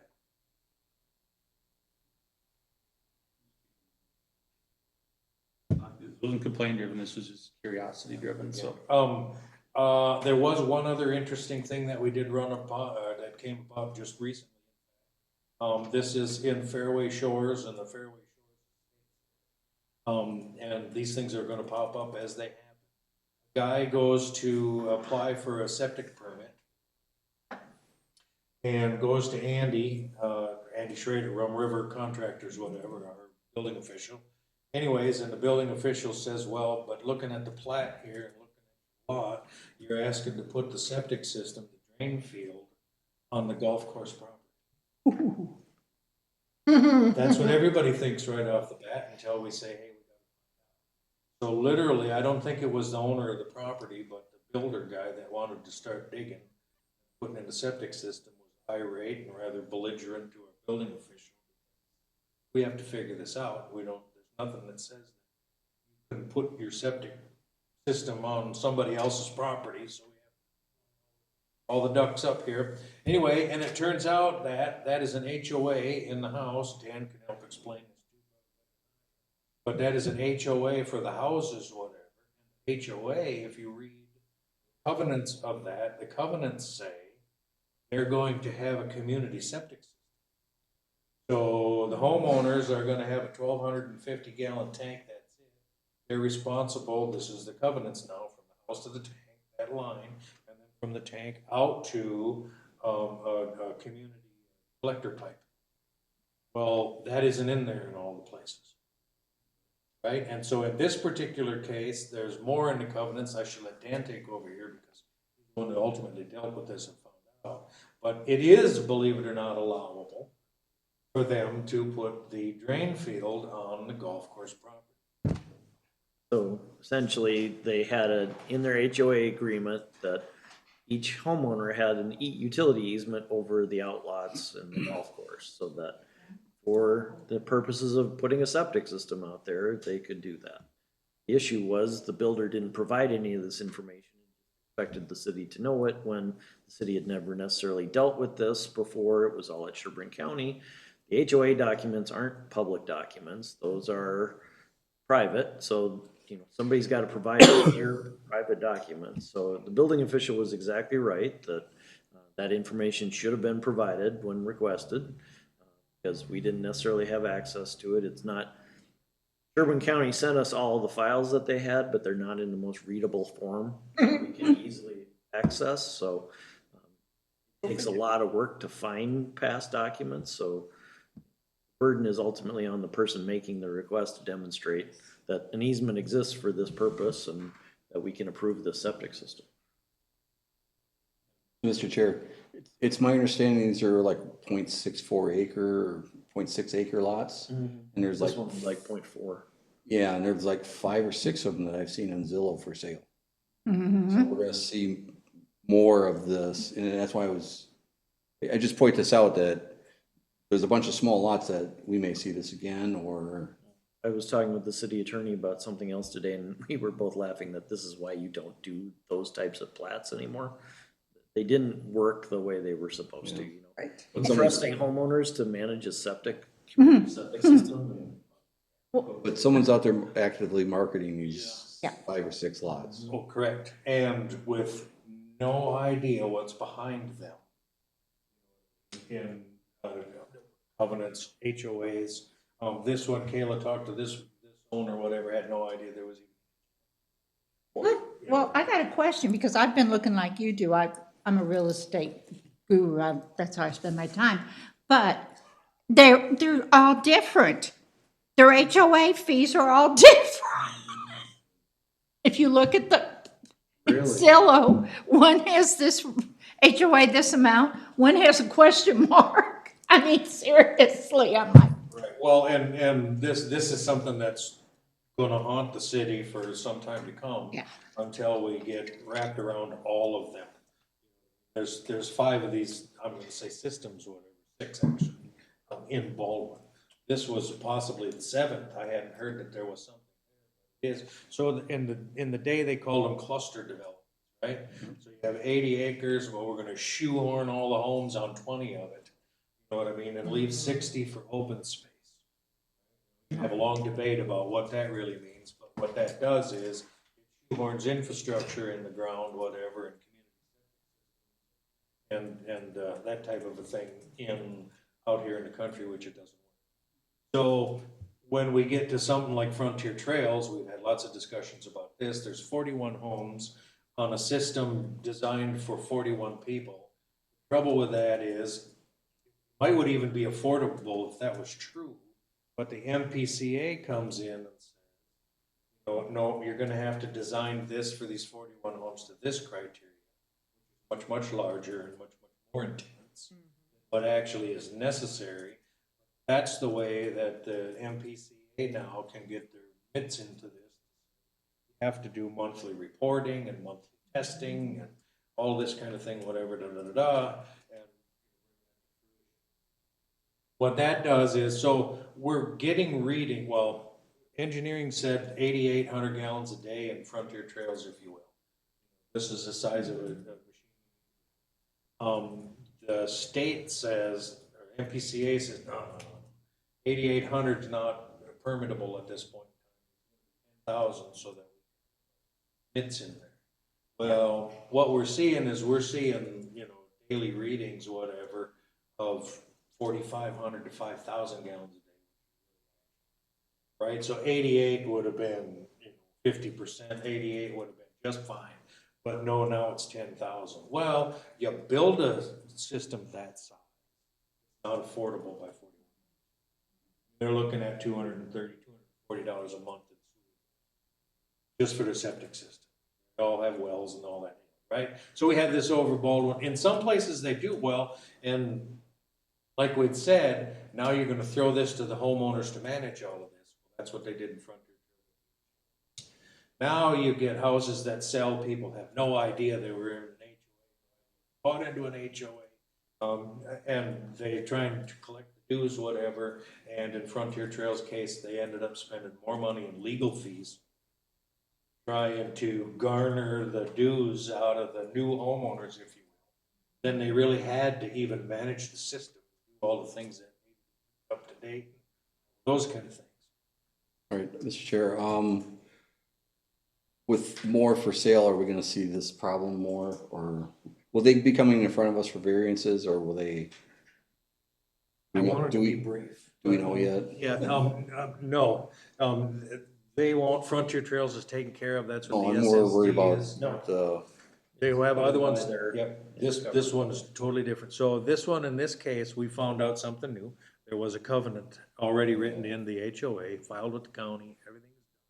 So that's taken care of. This went from a belligerent disaster, whatever, to well-handled because the homework had been done, right? Okay, so the troubles that we're gonna, well, he didn't do the homework. But anyways. Kayla did the homework. Yeah, Kayla did most of it. Thank you, Kayla. Thank you. oh, as always, Yes. Here we go again. as always, thank you, Kayla. No, I'll hand it to Kayla. She knew right where to dig and find actually the covenants, whatever, and gave him a copy of that. But Okay. knowing that She they said, read As this long as we on don't have to worry about page it. 5. Anyway, and so we do have another one, and I don't want to go down the whole road. One of the applicants had mentioned Nordwall. I think Krista is. Yeah, she's Right, part of that part of built Nordwall. there. Here's where, the water gets so muddied, it's not even funny. So many, there's issues that are coming with that. They believe, last I heard, that they have a design, they have a permit, haven't seen it yet, and they have a builder that has the dollars that can actually happens, but here it is, there it is. So there's a bunch of criteria around that. That's 51 homes. Well, it's 51 homes depending on how you look at it. So there was a phase 1 and a phase 2 when they first did it, when Nordwall first started. Phase 1, they allowed a peat system to be put in that wasn't big enough to handle phase 1 to start with, right? You know what I mean? But this was one of those deals where the guy came in, I think, and the county was doing zoning at the time. He's like, well, you need to allow me to build a few homes so I can get a couple of bucks so that I can recoup some of the stuff so that I can plan to increase the size of this as we go and we build and we do whatever. And where everybody needs to put the blinders on and say, until I see the signed permits, until I see the signed things and all done, no, we will not let you do that. But they allowed them to do it. Not only that, they also allowed them to start building some of the homes in phase 2 on the non-conforming, non-working septic system of phase 1. So now we have a cluster. They've come to the township at the time and the city, some of the homeowners, another SSD similar to what we do at Frontier. And so the city's stand on that now is, one last caveat, there's also another outlot in here that's 15 acres. They have one guy that wants to buy that 15-acre outlot and turn it into a 15-acre property. That's it. Subdivide it, doesn't want to do anything, but doesn't want to hook onto the system or do whatever, wants to get taken out. Well, between them and the homeowners association, they're going to have to come up with their own agreement.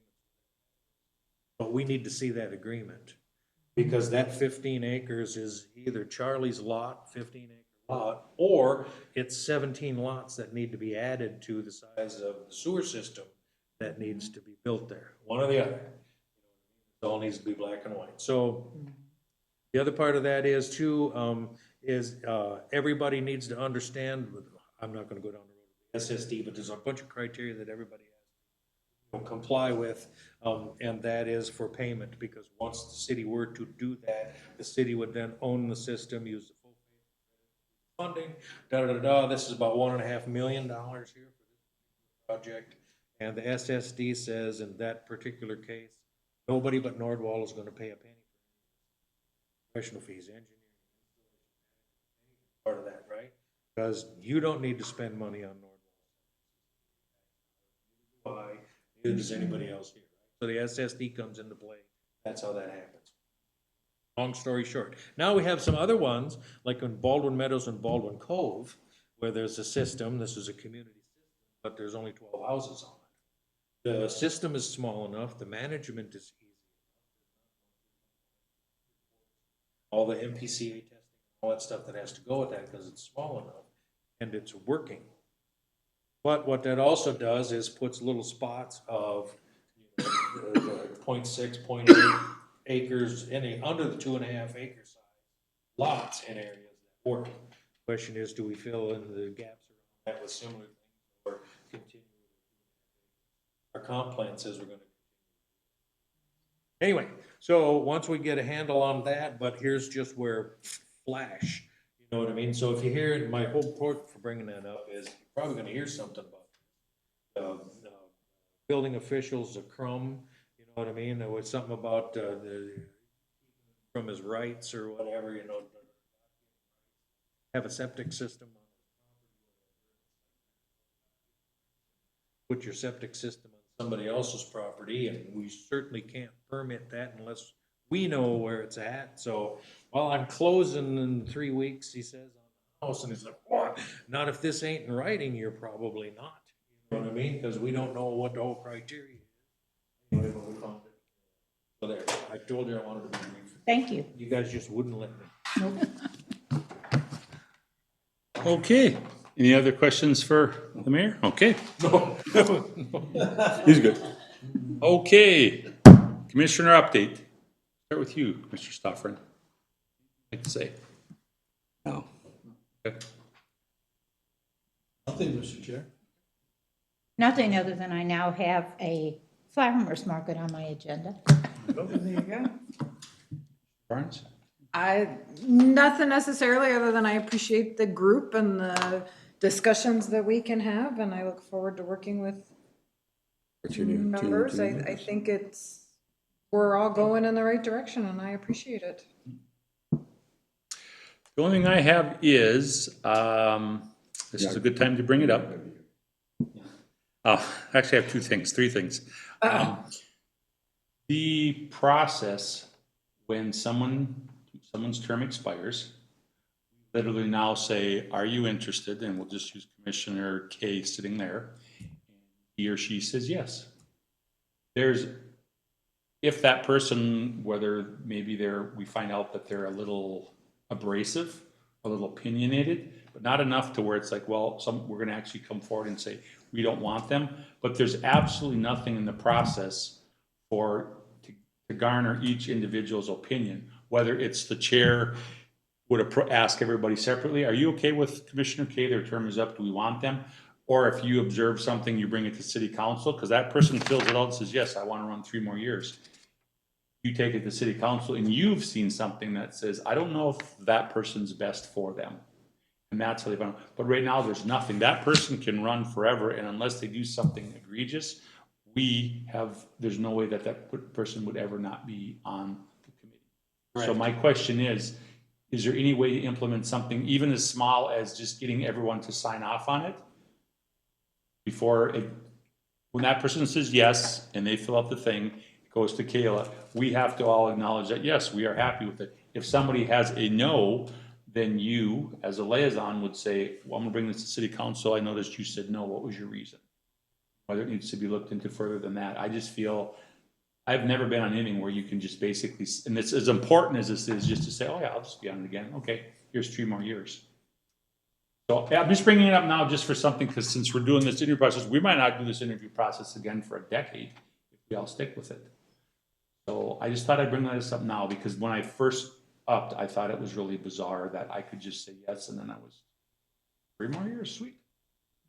Well, check me if I'm wrong, Dan, but I think most other cities, if the people are absolutely willing to run again, they're Welcome. quote, reelected, you know what I mean, reappointed, if you will. And so what I think is when this comes up, you guys are gonna have a discussion and you will reappoint the ones and recommend to the council that their reappointments happen. That's the way I would suggest. If it hasn't been, I don't think we've done it that way, just because everyone keeps resigning. But if so, Commissioner Barnes is up, then there would be a motion from the planning commission to recommend that she be reappointed. The liaison can always go back to the council and say, yeah, they recommended to reappoint this person, but I've seen issues. I don't think they should be reappointed, and don't. I've seen that happen once. Okay. Remove somebody, basically. Because this position's an easy position if you're here for a year and it's like, he or she's really not right.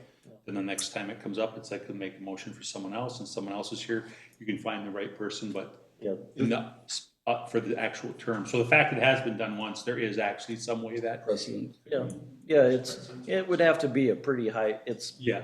the time I saw it happen, it was somebody consistently voted against projects when staff is recommending approval, the majority of the planning commission expressed support for it, and they couldn't articulate why they were voting against it. So then they weren't furthering anything that the planning commission was doing. They were just kind of being a bump in the road. And it ended up, it would waste time at meetings because it wasn't productive. And so they just said, this person's not working. I think if a person was not attending the meetings on a regular basis either, that would be, when that person came up, you would say, they've only been to 35% of the meetings, why do we even have this person? Isn't there a rule already for that, for non-attendance? Yeah, and that was addressed prior. I actually had an issue with someone who was not here, and I just said, if you're not gonna be here, then that person shouldn't be here.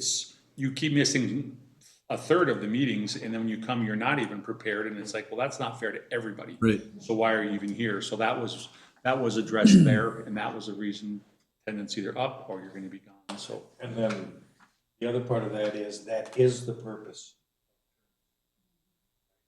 If you get to the end of whatever, then have that discussion with everybody.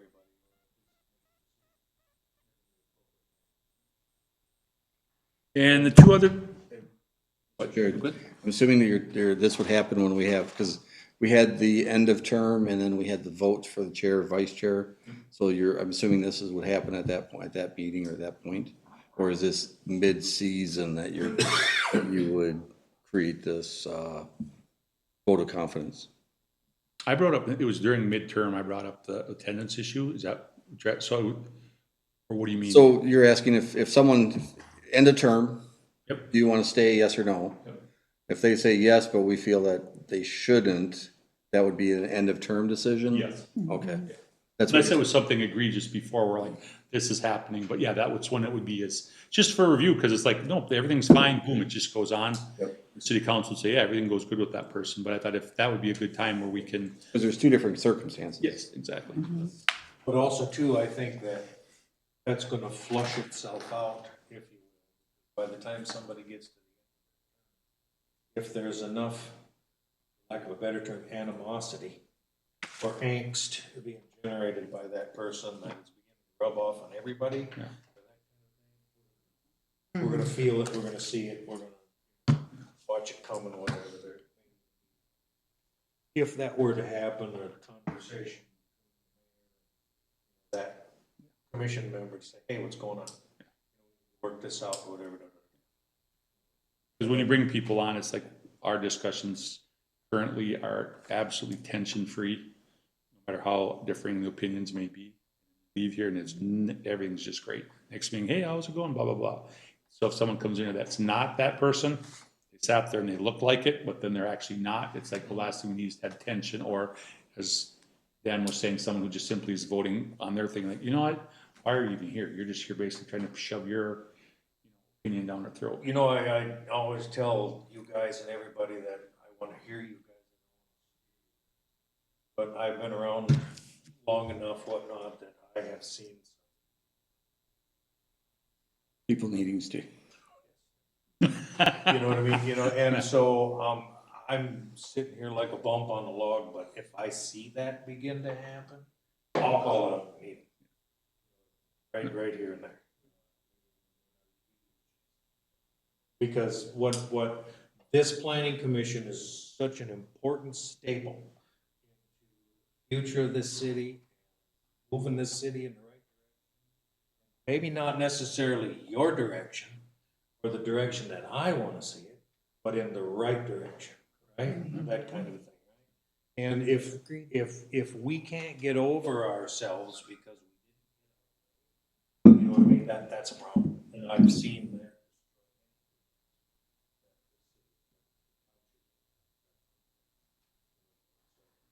Trust me, hairs on the back of my neck are always about to stand up. The other two things are on the 10th of June, that special meeting that we have, as of right now, is almost impossible for me to attend. Already spoke with Commissioner Barnes regarding that, taking over. I will let Kayla know within a week for sure if I'm not here, so she can send it out, letting everybody know it's official that I won't be here. So I'm just trying to make it work. The other one is I am having knee replacement surgery on September 15th. And they said a week later, you're gonna question, why did I do this? Well, the week later, our meeting is the 23rd. And I don't know if you want a grizzly bear sitting here that's just an ornery old person or just going, ah. So. Like having Richard back. So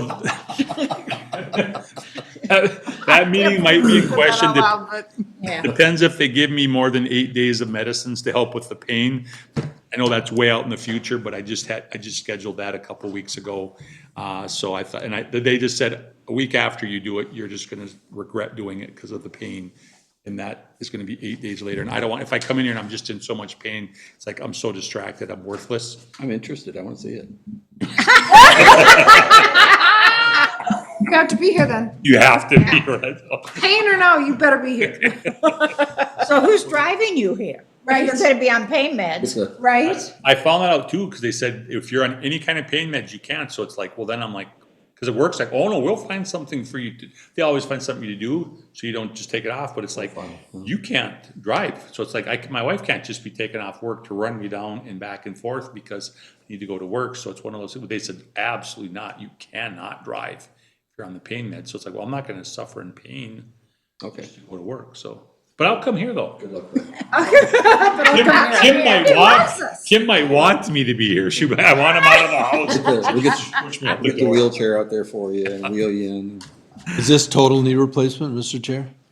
Oh, This partial would be, they said you'll probably have to, within 5 to 7 years, you'd have to go total. So I'm just like, just do it all now and get it done with, and then I'll hopefully look back 9 months to a year later and just say, it's done. My wife has had both done, not at the same time. Okay. But, yes, that first week is interesting, let's just say. Okay. Thank you for putting it that way. Challenging. challenging would be a better word. Okay, there you go. Okay, that finishes H.